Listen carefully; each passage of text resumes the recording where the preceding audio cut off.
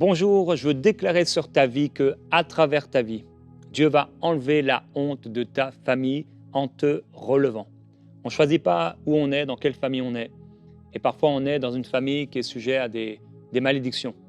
Il y a des choses qui se passent dans la maison, des choses qui se passent dans la famille, et personne ne réussit, personne ne se marie, personne ne réussit à accomplir les projets de Dieu, personne peut-être ne connaît le Seigneur. Et il y a des fléaux, il y a des choses qui se passent et on se dit, bon, on trouve ça normal parce qu'on est né là-dedans, mais ce n'est pas normal. Et Dieu veut nous bénir, Dieu veut agir à travers nous. Nous sommes devenus le temple du Saint-Esprit et Dieu veut renverser la malédiction et nous-mêmes, nous pouvons inverser la tendance et changer les choses. Et je crois que Dieu veut te relever et en te relevant, le Seigneur va relever également ta famille. Dans le livre de Juges, au chapitre 12, il y a une histoire un peu drôle. J'ai prêché plusieurs fois sur ce passage et en même temps tragique. C'est l'histoire de Jephthé qui a rassemblé tous les hommes de Galad et ils ont livré bataille à Éphraïm.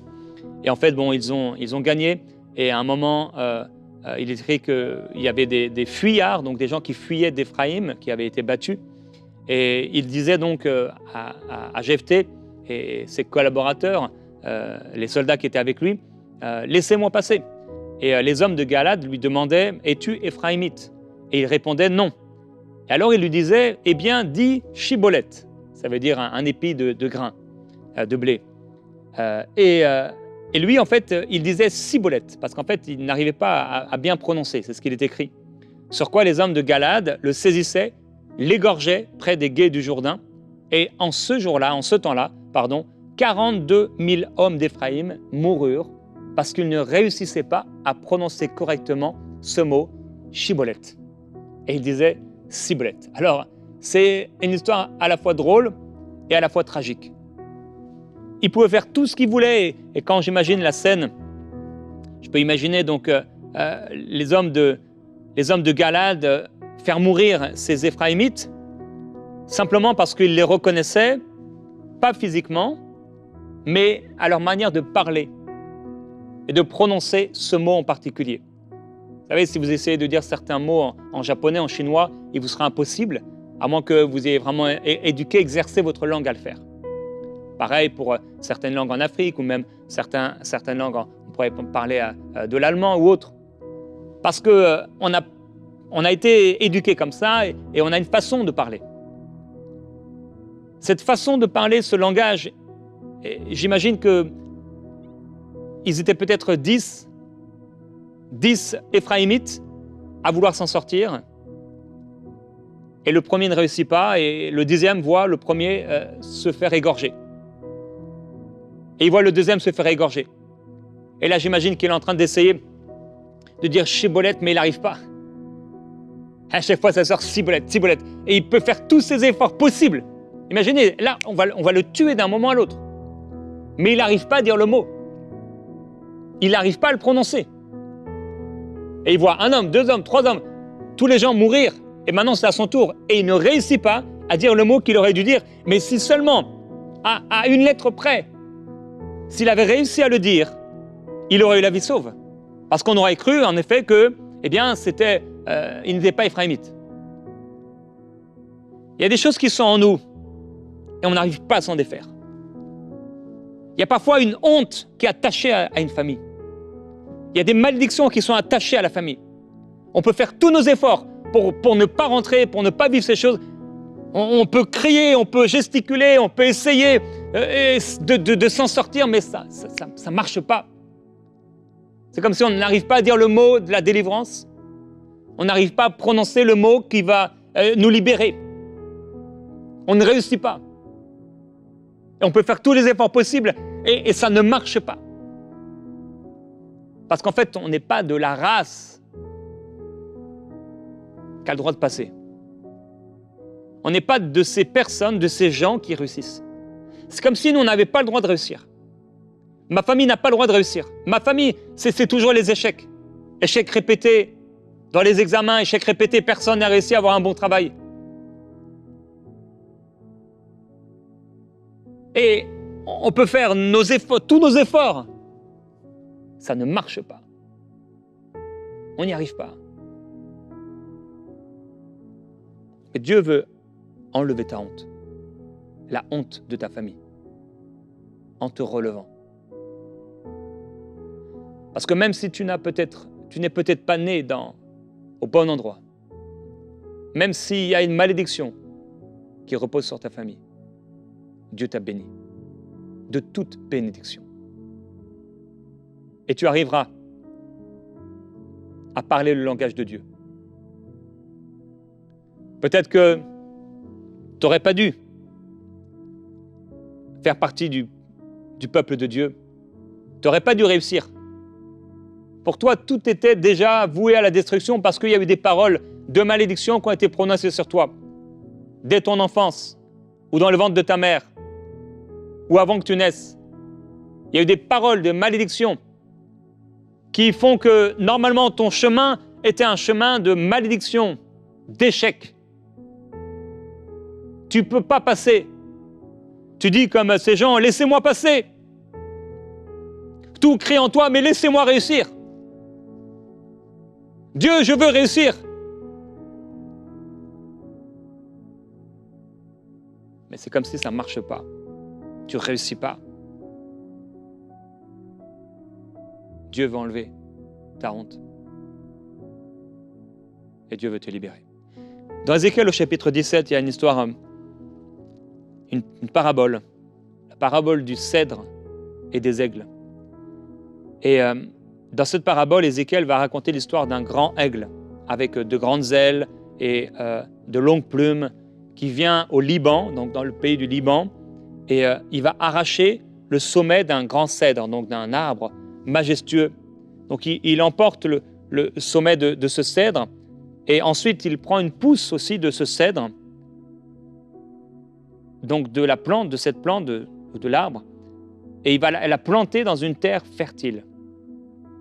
Et la pousse qu'il a pris donc et qu'il a plantée devient un cep de vigne qui se développe et produit des branches, des fruits abondants.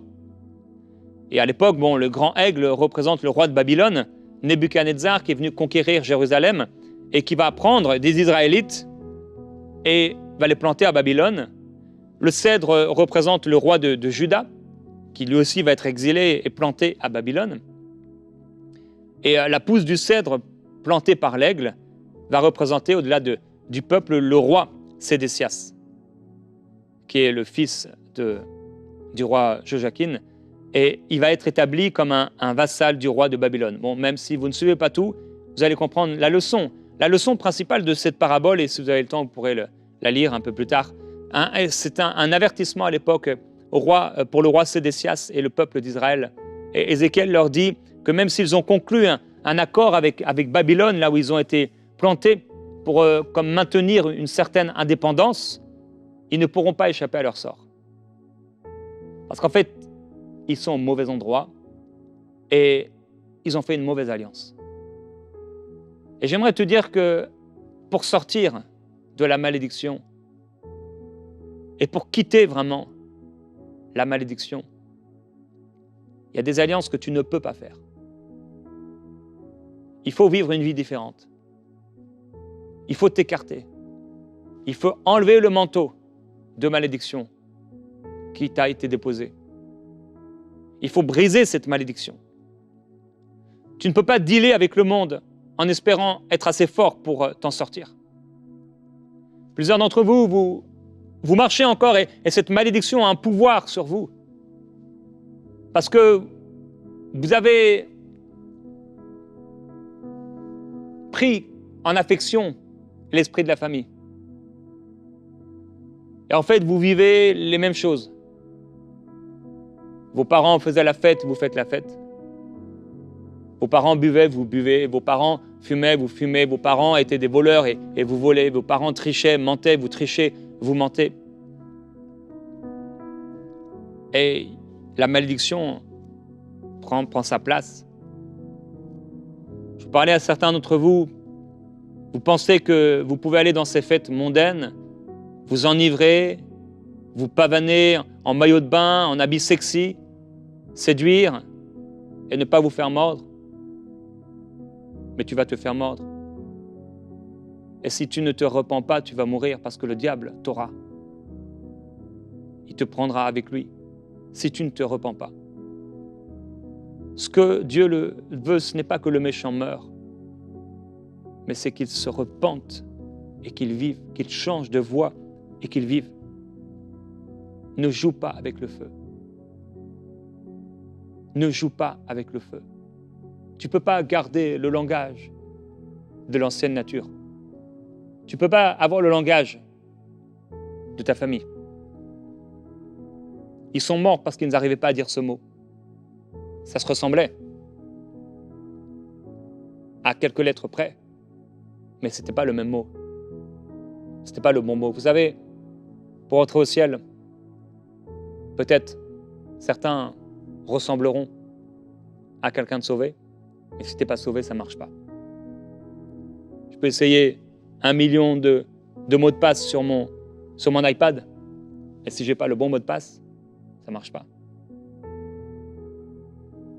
Si tu n'as pas une nouvelle nature, si tu ne marches pas réellement avec Dieu, si Jésus-Christ n'est pas ton Seigneur, s'il est simplement un Seigneur, ça ne marche pas.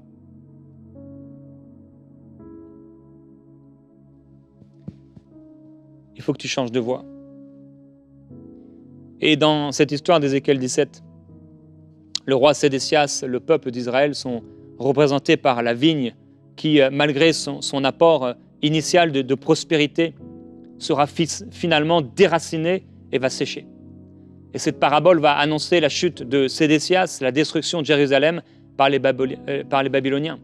Et la leçon, c'est que la confiance qu'on place dans les alliances politiques et la recherche du pouvoir terrestre sont vaines.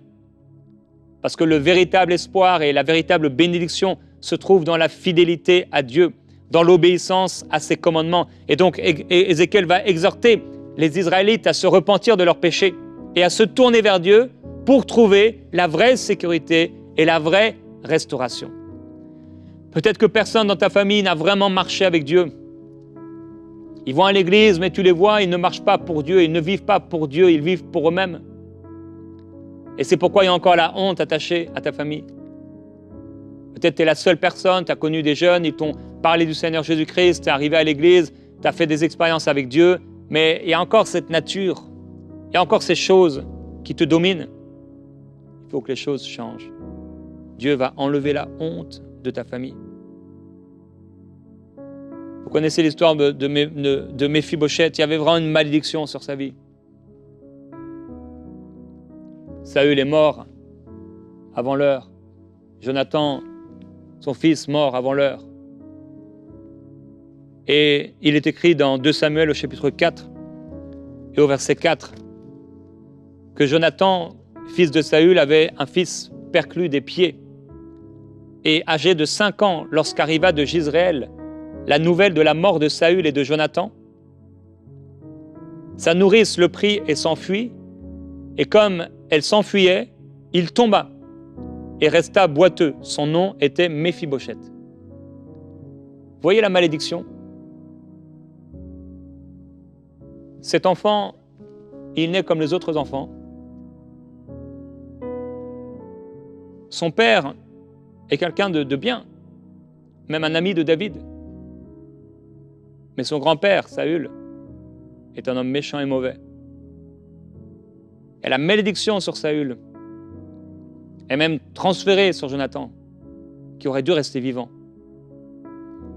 Et alors que le fils de Jonathan, Méphibosheth, a 5 ans, tout va bien pour lui. Le jour où son père et son grand-père meurent, ce jour-là, sa nourrice, en s'enfuyant, le fait tomber. Il devient boiteux. Et il grandit comme ça. C'est une malédiction qui est transférée. Je ne sais pas quelle malédiction a été transférée sur toi.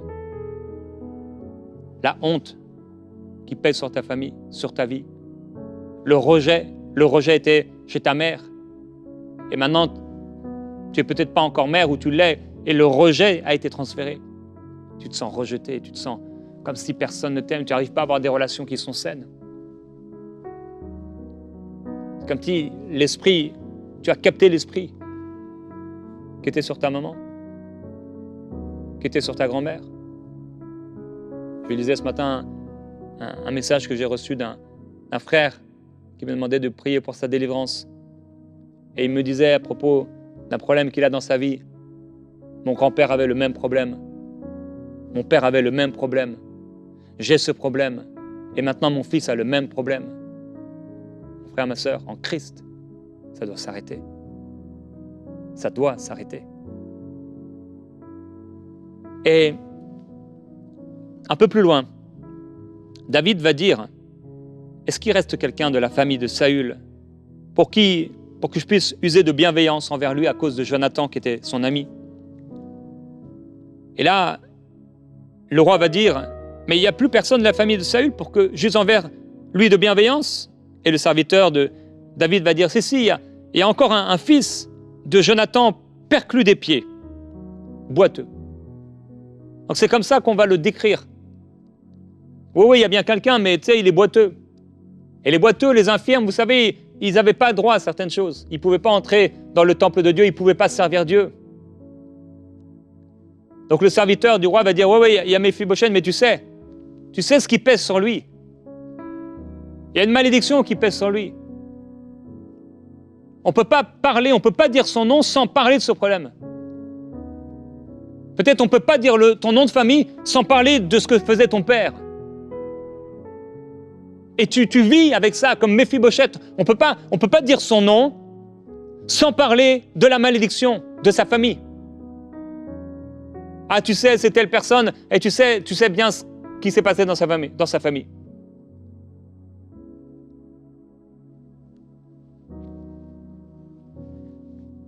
Le roi va dire, où est-il?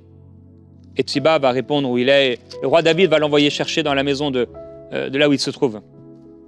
Et Méphibosheth, fils de Jonathan, fils de Saül, va auprès de David, il tombe la face contre terre et il se prosterne. Et David dit, Méphibosheth, répondit, voici ton serviteur. David lui dit, sois sans crainte, pour sûr, je vais user de bienveillance envers toi à cause de ton père Jonathan.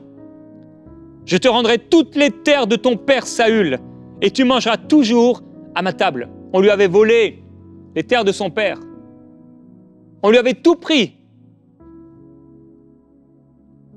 Il se prosterna et dit, qu'est-ce que ton serviteur, pour que tu te tournes vers moi, vers un chien mort tel que moi?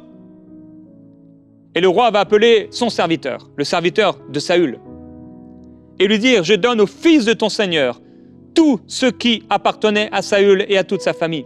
Et toi, serviteur de Saül, qui est aussi mon serviteur, tu cultiveras le sol pour lui. Toi, tes fils, tes serviteurs, tu rentreras les récoltes, afin que le fils de ton Seigneur ait du pain à manger.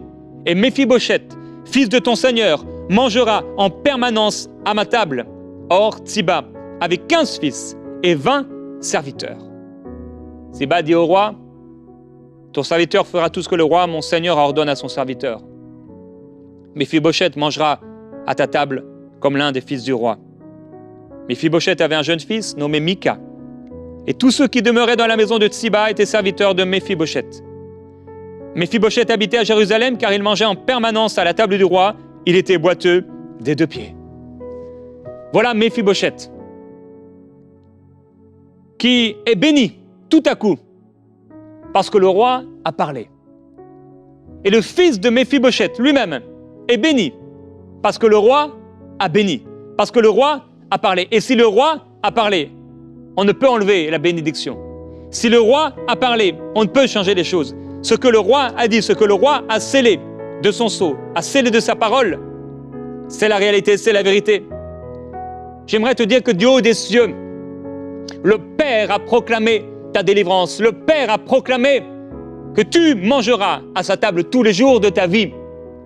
Dieu a déclaré sur ta vie la bénédiction. Dieu a déclaré sur ta vie qu'il enlèverait ta honte.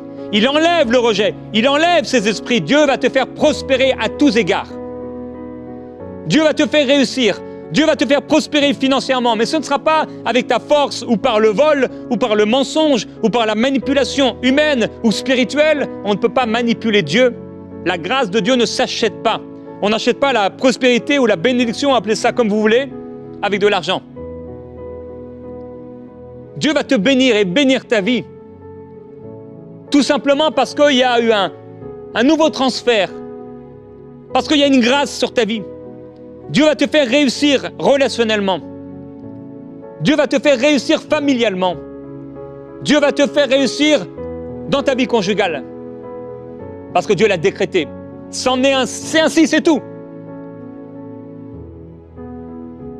Et ceux qui voulaient te nuire te serviront.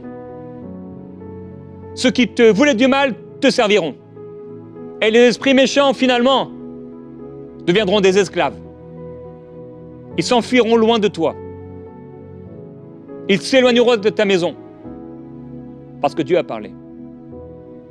Et je veux prier dès maintenant. Tu es peut-être comme ces hommes d'Éphraïm. Tu es né peut-être au mauvais endroit. Tu n'as pas le langage. Tu n'as pas ce qu'il fallait. Tu es peut-être comme Méphibosheth. C'est comme si tu es né dans la mauvaise famille. Cette famille, elle aurait dû réussir. Cette famille, elle aurait dû prospérer. Et cette famille ne réussit pas. Peut-être que ton père est mort, ton grand-père est mort, et il y a comme quelque chose en toi, quelque chose qui se déplace en toi, des voix qui parlent fort, des bruits que tu entends, des voix que tu entends, des choses que tu vis, tu as honte d'en parler, des choses dans ton corps, toutes sortes de saletés, de souillures que le diable amène dans ta vie. Et alors que Dieu t'a appelé, t'a choisi, comme ce roi a pris le peuple de Dieu et l'a mené à Babylone dans les ténèbres. Le danger, c'est que tu fasses alliance avec le monde. Ne fais pas alliance avec le monde. Ne fais pas alliance avec ces esprits. Ne marche pas avec eux. Mais éloigne-toi-en. Et marche avec Dieu. Et Père, je prie pour mes frères et mes sœurs.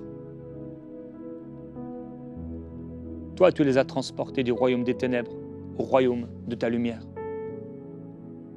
Toi, tu as changé leur cœur. Toi, Seigneur, tu leur as donné une nouvelle nature. Ils peuvent parler comme tu parles. Ils peuvent avoir le langage de Dieu. Tu as mis dans leur cœur tes commandements. Dans leur conscience, tu as gravé tes instructions. Ils peuvent marcher avec toi, vivre avec toi. Et je prie, Père Céleste, qu'ils ne fassent pas alliance avec le diable, avec le monde, qu'ils ne retournent pas en arrière. Je prie qu'ils ne fassent pas alliance avec les ténèbres, mais qu'ils soient profondément saints dans toute leur conduite, qu'ils marchent avec toi dans la sainteté, dans la pureté, dans l'obéissance, tous les jours de leur vie. Je prie qu'ils renversent la malédiction en toi, en parlant différemment, en vivant différemment.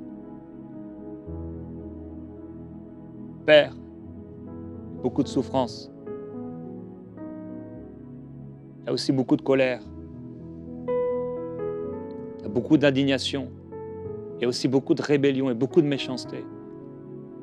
Il y a beaucoup d'impudicité, de rapine, de vol, de mensonges. Beaucoup de choses, beaucoup d'inconduite. Beaucoup de rejets qui sont entrés dans le cœur de plusieurs personnes qui m'écoutent et je prie pour eux, Père Céleste. Comme le roi David a manifesté la bienveillance, la bonté et la restauration. Je te demande, s'il te plaît, Père, de manifester encore ta bonté et ta puissance et que mon frère, ma sœur soient entièrement restaurés. Aujourd'hui, tu enlèves la honte sur leurs épaules. Tu enlèves la honte sur leur visage. Tu enlèves la honte. Tu purifies. Tu purifies.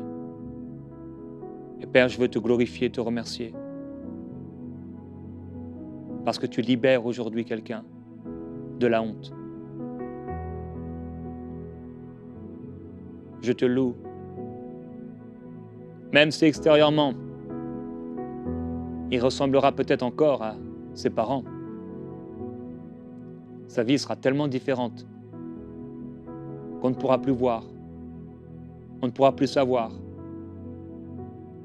Et Père, je prie que plusieurs d'entre eux, c'est la honte de la famille tout entière qui est ôtée. Père, je te demande, s'il te plaît, de manifester ta puissance par ta grâce. Je déclare dans le nom de Jésus-Christ que toute malédiction est brisée de dessus vos épaules. À cause de celui qu'on appelle admirable, conseiller, Dieu puissant, la malédiction est brisée. Toute malédiction qui reposait sur votre famille est brisée. Et le Seigneur place devant vous une table en face de vos ennemis. Vous pourrez, tous les jours de votre vie, marcher dans la bénédiction du Seigneur. Toute grâce, toute bénédiction en lui.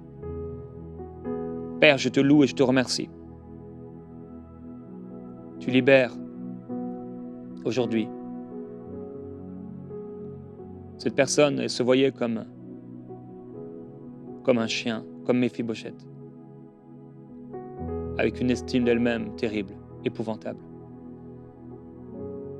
Mais aujourd'hui, tu changes son cœur et tu changes tes pensées et tu l'établis dans ton royaume comme un roi, une reine, une nation sainte,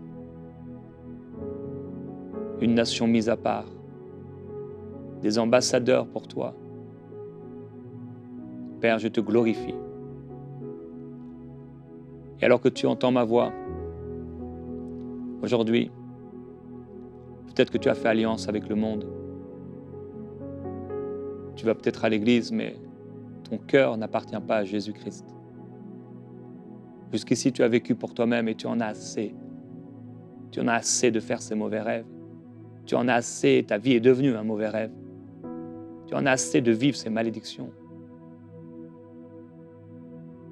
Je veux t'inviter aujourd'hui à recevoir Jésus-Christ dans ton cœur pour le pardon de tes péchés et à lui dire de tout ton cœur, maintenant, répète après moi, en t'adressant à Jésus-Christ avec foi, Seigneur Jésus, je te demande pardon pour mes péchés. Je te demande pardon d'avoir vécu ma vie loin de toi. Je te demande pardon pour toutes les fois où j'ai fait semblant, toutes les fois où j'ai essayé par moi-même. Je réalise que je ne peux pas me sauver par moi-même. Mes œuvres ne peuvent pas me sauver. Ma famille n'a pas pu me sauver. Mais toi seul peux me sauver. C'est pourquoi Dieu devient mon Père. Et je veux être ton enfant. Je veux faire partie de ta famille. Et te recevoir Jésus-Christ dans mon cœur. Et le pardon de mes péchés. Je crois que tu es mort, Jésus-Christ, à ma place. Et que sur cette croix infâme, ma honte, mon rejet, toute impureté est tombée sur toi. Tu as porté tous mes péchés afin de me bénir. Et je déclare au nom de Jésus-Christ que toute malédiction est brisée sur ma vie et que je suis béni en toi. Je vivrai pour toi tous les jours de ma vie. Amen. Et au nom de Jésus-Christ, maintenant, je prends autorité contre tout esprit impur et toute malédiction. Et je déclare que les chaînes sont brisées. Les chaînes tombent, les voiles tombent, la malédiction tombe et est brisée. Dans le nom du Seigneur, je brise toute malédiction familiale, du père, de la mère, jusqu'à la 3e, 4e génération, que cela soit brisé au nom de Jésus-Christ, par la puissance de Dieu. Que cette âme soit libérée maintenant. Du haut des cieux, le Père a parlé et a proclamé la délivrance et la bénédiction par l'Esprit du Seigneur et le sang de Jésus qui purifie de tout péché et qui libère de toute malédiction, sois libéré maintenant de la tête aux pieds et marche avec le Seigneur Jésus-Christ. Fais-toi baptiser d'eau. Va dans une église locale, une église où on parle vraiment de la Bible, où on marche vraiment avec le Seigneur et marche avec Jésus. Lise sa parole tous les jours de ta vie. Amen.